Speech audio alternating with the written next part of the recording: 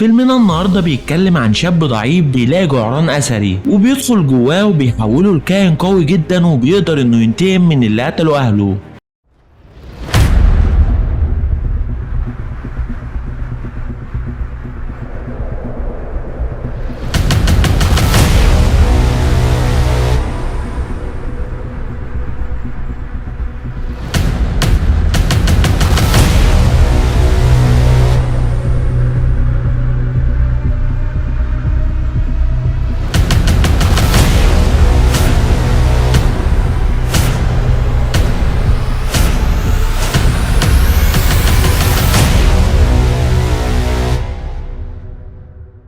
فيلمنا بيبدأ بشاب اسمه هايمي ريس وبيكون لسه راجع من السفر لأنه كان عايش وبيدرس بره، ودلوقتي هو اتخرج من الكلية وبيشوف عيلته بيلموا الشمل من تاني وبيتبسط جدا لما بيشوفهم لأنه بقاله كتير ما شافهمش. بس هايمي بيتصدم لما بيعرف من عيلته إنهم ممكن يفقدوا البيت اللي هم عايشين فيه في أي وقت، وكمان المحل اللي كانوا فاتحينه اتقفل، وإنهم ما قدروش يستحملوا كل المصاريف اللي كانت عليهم، وخصوصا لما أبو هايمي جاتله سكتة قلبية وكان هيموت، فاضطروا إنهم يبيعوا حاجات كتيرة جدا. وحاليا بقى هم ما عندهمش فلوس وحالتهم المادية منهارة، وهايمي بيكون عاوز يساعد عيلته فبيدور على شغل، بس ما بيكونش في حد عاوز يشغله بالرغم من انه لسه متخرج. فاخته ميلاجرو بتحاول تساعده وبتجيب له شغل في المكان اللي هي شغالة فيه، وبتجيب له شغلانة عمل نظافة في قصر واحدة اسمها ميجان ستيت، ودي بتكون الرئيس التنفيذي لشركة ستيت. وفي يوم كان هايمي وميلاجرو شغالين في قصر ميجان، وميجان بتكون راجعة من بره وبنتعرف على بنت اخوها جين ستيت، وبنشوف اعلان لشركة ستيت عن مشروع بينفذوه اسمه اوماك. واوماك بقى بتكون عبارة عن بدلة خارقة وكلها مميزات، وميجان كانت بتخطط انها تبيع المشروع ده للجيش، بس جيني ما بتكونش موافقة ان الشركة تشتغل على مشروع اوماك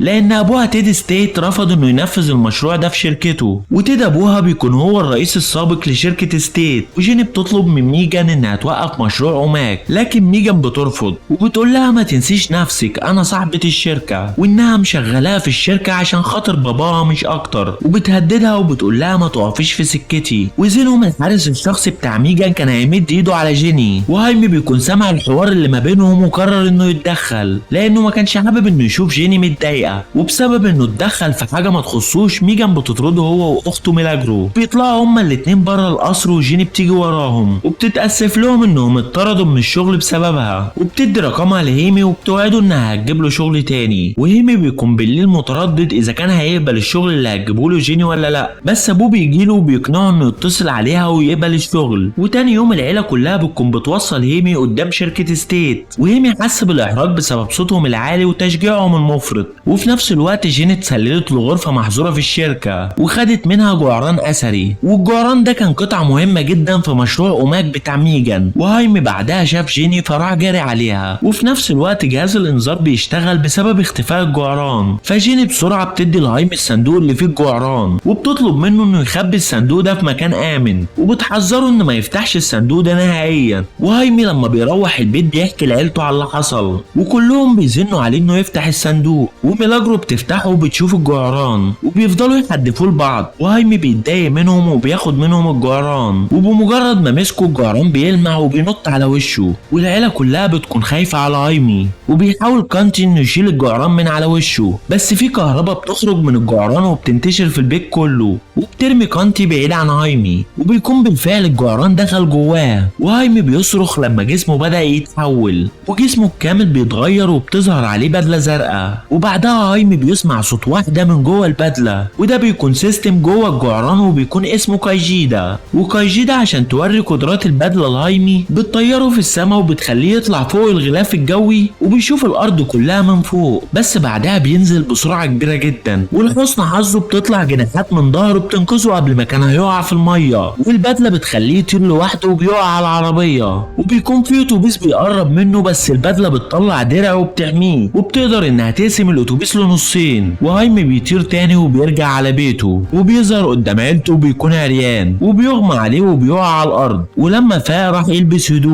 وبيصرخ لما شاف الجعران الازرق لازق في ظهره. فهايمي كان عاوز يروح لجيني عشان عشان يشوف حل في الموضوع ده. بس كانتي بيقول له ان ممكن شركة ستيت تكون عاملة علاقات كويسة مع الشرطة، فلو الشرطة عرفت ان في سلاح عسكري موجود جوه جسم هايمي يبقى كلنا هنروح في داهية. هايمي ما سمحتش لهايمي انه يمشي، لكن هايمي بيهرب بسرعة لما عيلته كانوا بيتكلموا مع بعض. وبيروح هايمي يدور على جيني عشان تشيله الجعران ده، وبيلاقيها وهي بتهرب من شركة ستيت، وبتركب معاه العربية وبيهربوا من رجالة ميجان. وهايمي بياخد جيني للبيت عنده، وكانتي ما بيكونش موافق على وجود جيني في البيت، وجيني بتنفض له وبتسأل على مكان الجعران، وبتتفاجئ لما بتعرف انه في ظهر هايمي. وبتقول جيني ان الجعران ده سلاح قوي ومدمر، وان ابوها هو اللي جابه من زمان، والجعران اختار هايمي عشان يرتبط معاه. لكن جيني ما بتكونش عارفة ازاي يشيلوا الجعران من هايمي، بس بتكون عارفة مكان المخبأ الخاص بتاع ابوها، وبتقول هناك ممكن نلاقي حل للمشكلة. بس عشان يدخلوا المخبأ ده محتاجين مفتاح موجود في شركة ستيت. وبعدها كانتي بيوصل جيني وهايمي للشركة، وهما الاتنين بيدخلوا جوه عشان يسرقوا ساعة والد جيني، واللي هو مفتاح المخبأ بتاع باباها. بس قبل ما بيهربوا بيشوفوا قدامهم زينوم، واللي هو الحارس الشخصي بتاع ميجان. ولما جري على هايمي عشان يضربه بتظهر بدلة الجعران، وبيدخلوا هما الاتنين في معركة قوية. وزينوم بيكون عنده نسخة أولية من مشروع أوماك، وجيني بترجع بسرعة على العربية عند كانتي. وهايمي ما بيكونش قادر يقف قدام زينوم لأنه ما بيكونش عارف لسه يستخدم البدلة. وزينوم كان هيقتل هايمي، بس بيجي كانتي بسرعة وبيضربه بالعربية وبيطيره. وهايمي بيركب بسرعة معاهم العربية وبيتحركوا،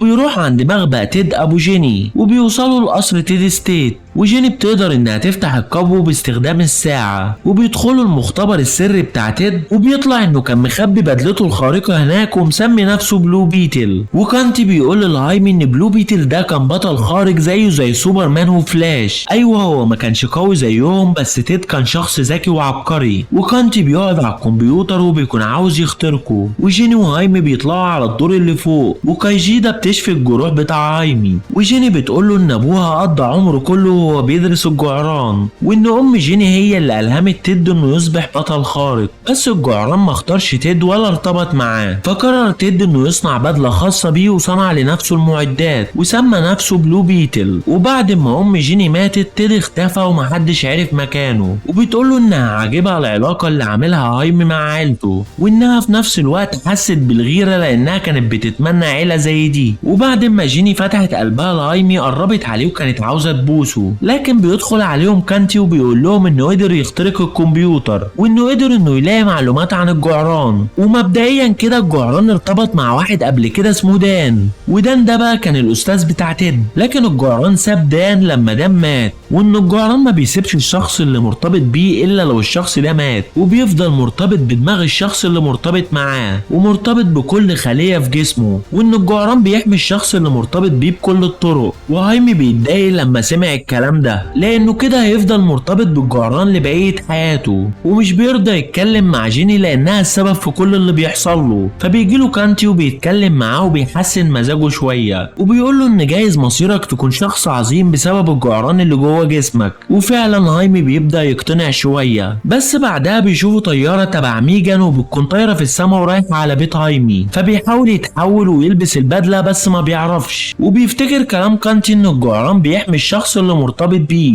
فبينط من على السطح وفعلا كايجيدا بتلبسه البدلة، وبيطير هايمي وبيرجع لبيته، وبيقدر انه يحمي عيلته من رجالة ميجان. ولما ميجان شافت ان الرصاص مش بيأثر في هايمي بتأمر رجالتها انهم يضربوا نار على عيلته، بس هايمي بسرعة بيجري عليهم وبيحميهم بجناحاته من الرصاص، وعيلته بتطلع تجري. بس في واحد من رجالة ميجان بيوقع ميلاجرو، فابوها البرتو بيجري عليها عشان يحميها، لكنه بيتضرب وبيقع على الارض. وهايمي بيكون مشغول في قتاله مع جنود ميجان، وبعدها بيحط تركيزه كله على زينوم. بس زينوم بيكون مجهز سلاح معين عشان يضربوا عليه. في الوقت ده هايمي بيشوف ابوه وهو واقع فبيجري عليه، لكن زينوم بيستغل الفرصة وبيضربه بالسلاح وبيوقعه على الارض، وبينفجر ساعتها بيت عيلة هايمي. والعيلة كلها بتتجمع حوالين الاب البرتو وبيكونوا متضايقين وبيعيطوا عليه. وهايمي بيكون اتقبض عليه من رجالة ميجان، وبتوصل عربية الاسعاف بس بتيجي متأخر وبيكون خلاص ابو هايمي مات. وتاني يوم العيلة بتقرر انهم لازم يوقفوا مع بعض عشان ينقذوا هايمي. وجيني بتاخد العيلة لقصر تيد وبتركبهم طيارة بتاعت تيد واللي اسمها انتش، ودي اللي هيستخدموها وهم رايحين ينقذوا هايمي. وجيني بتسيبهم كمان يستخدموا اسلحة وادوات ابوها، وبيبداوا يحطوا خطة الهجوم وبيتحركوا لجزيرة قريبة من دولة مصر، وهناك هايمي بيكون مسجون، وهناك برضو بيكونوا بيطوروا زينوم. وبتكون جيني وعيلة هايمي وصلوا للجزيرة وبيهزموا معظم رجالة ميجان باستخدام الانتش. وجيني وميلاجرو بيدخلوا جوه عشان يدوروا على هايمي، وشافوا اوضه مليانه بالقماش بتتعزز وبتستمد قوتها من الجعران. وعلى الجنب التاني ميجان بتقول انها عاوزه تعمل عدد من الجنود الخارقين، وان نقل الطاقه من الجعران لقماش هتموت هايمي. وكاجي العالم المسؤول عن كل الهيصه دي ما بيكونش موافق باللي ميجان عاوزه تعمله، لكنها بتجبره انه يشتغل ويعمل اللي هي عاوزاه. وبيبدا بجهاز القماش اللي عند زينوم، وهايمي بيفضل يصرخ وبيتألم، والطاقه اللي جواه بتبدا تتسحب وبتروح عند زينوم لدرجه ان قلبه كان قرب يقف. لكنه بيشوف رؤيا لابوه وبيقول له اوعى يحصل لك اللي حصل لعبد الشكور. في الوقت ده جيني وميلاجرو بيكونوا وصلوا اوضه هايمي وحطوا متفجرات ورا الحيطه اللي وراها هايمي، وبتتفجر الحيطه وهايمي بيتحرر، بس بيكون خلاص الاوان عدى. وزينوم بيكون اتشحن بطاقه جباره، وكاش بيكون عاوز يساعد هايمي لكن زينوم بيقتله. وهايمي اول ما شاف زينوم قدامه طلع يجري بسرعه، وهايمي طبعا ما كانش يقدر يحاربه دلوقتي لان الجعران استهلك بقوه. وبيشوف جدته في الطريق وبتكون ماسكه الآلي وبتخلص على رجاله ميجان، وبيرجعوا للطياره وبيكتشفوا ان جيني وميلاجرو لسه في المبنى. وجيني بتكون فقدت الوعي بعد الانفجار، ولما فاقت كانت قبض عليها من ميجان، اما ميلاجرو كانوا بيطاردها رجاله ميجان. وبيوصل هايمي بعد ما بدلته اتشحنت وبيضرب الرجاله اللي كانوا بيطاردوها وبينقذ اخته وبتحضنه. وبيكتشف هايمي ان جيني مش موجوده وكان رايح يدور عليها، لكن بيظهر زينوم وبيهاجمه، والاتنين بيدخلوا في قتال شرس جدا وهايمي بيكون هو الخسران. ولما زينوم كان خلاص هيقتل هايمي بيوصل كانتي وبيرمي حجاره على زينوم، فزينوم بيخبط صاروخ على كانتي، فهايمي بيفتكر ان كانتي مات فبيتعصب جدا وعاوز ينتقم دلوقتي لابوه ولعمه، فبيجمع كل قوته وبيهاجم بيها زينوم. وهايمي بيتفوق عليه وبينزل فيه ضرب، وكان عاوز يقتله كمان بس كايجيدا بتمنعه. وكايجيدا بيكون عندها القدره انها توري هايمي الماضي بتاع زينوم، وده لان الجعران كان متصل بزينوم.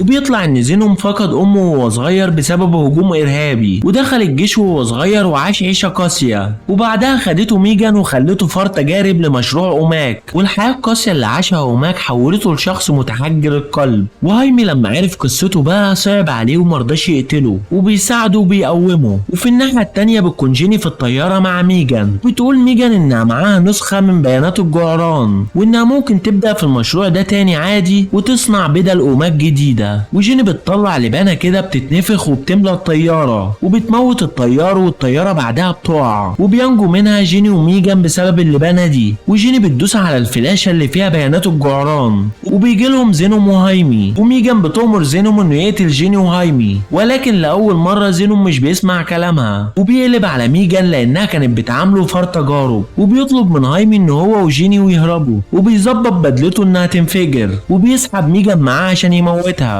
وبعدها بتنفجر بدلته بالمعمل بميجان بكل حاجه، وبيرجع هايمي على السفينه وبيتجمع مع عيلته، وكانتي بيكون لسه عايش، وبيحضنوا بعض وبيعيطوا لانهم عدوا الصعاب كعيله واحده. وبعدها جيني بتكون المدير التنفيذي لشركه ستيت، وعيله هايمي بيقفوا قدام بيتهم المحروق حداد على روح البرتو. وجيني بتوصل بعدها عشان تعزيهم، وبتدي كانتي عربيه جديده وبتقول لهم ان شركه ستيت هتكون مسؤوله عن بناء البيت بتاعكم من جديد، وبتسيبهم وبتكون راجعه على قصر ابوها. وهايمي بيجي وراها وبيعرض عليها انه يشيلها ويطير بيها ويوصلها لحد القصر، وهي بتوافق وبياخدها وبيروحوا على هناك. وفي المختبر بتاع تيد بتيجي رساله منه انه لسه عايش. وبكده يكون فيلمنا النهارده خلص. لو الفيديو عجبك ما تنساش تعمل لايك واشتراك في القناه علشان تشوف مني كل جديد، واشوفكم فيديوهات جايه. سلام.